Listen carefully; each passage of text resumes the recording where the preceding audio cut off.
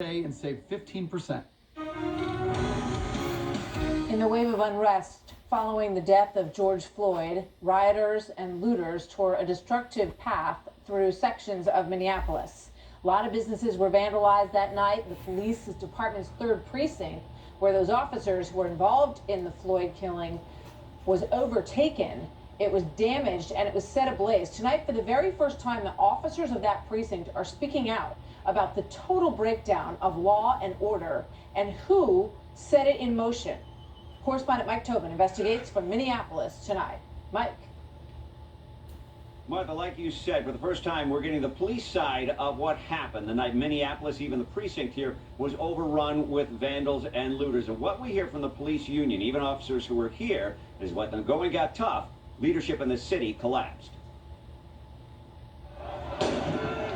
Police officers say the retreat from Minneapolis 3rd Precinct was planned in advance. At about 9:30 Thursday morning, I was instructed to go remove some of the mobile cameras out of the parking lot of the 3rd Precinct because the plan was in the works to not defend it anymore that day. I came in for my board meeting at noon. I was asked if I emptied my locker, and I said no.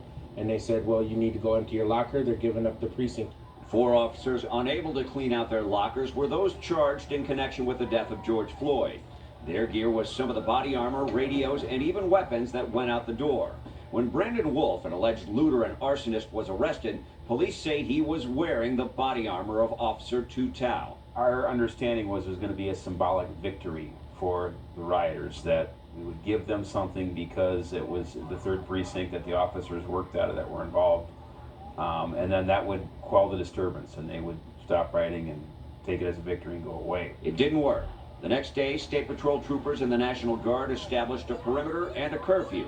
The line fell apart. No curfew was enforced, and Minneapolis burned. The biggest failure that I observed would have been the communication, not just between our front office, our admin, down to the officers on the ground, but across, to the State Patrol, with the National Guard. The Police Officers Federation claims a total failure of leadership, absence of direction, and a lack of equipment because city leaders feared a police force that looked militarized. They felt vulnerable and they felt abandoned. Cops want to know what in the hell happened. Why weren't we given directives to do anything? Why couldn't we defend ourselves? Now, with the Minneapolis City Council looking to disband the department entirely, police say the morale of the rank and file is at an all-time low, and gun violence has spiked in Minneapolis, with more than 100 people shot since George Floyd was killed.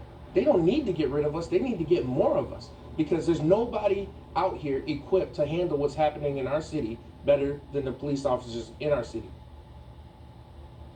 Now, the police union rebuffs claims of racism or that they protect bad cops. Like everyone, leaders in the union say they were horrified at that video of George Floyd being killed. Still, the Minnesota Police and Peace Officers Association is obligated to provide a legal defense to all police officers, including those accused in this case, and they intend to honor that obligation. Martha? A remarkable interview and story. Thank you so much, Mike Tobin.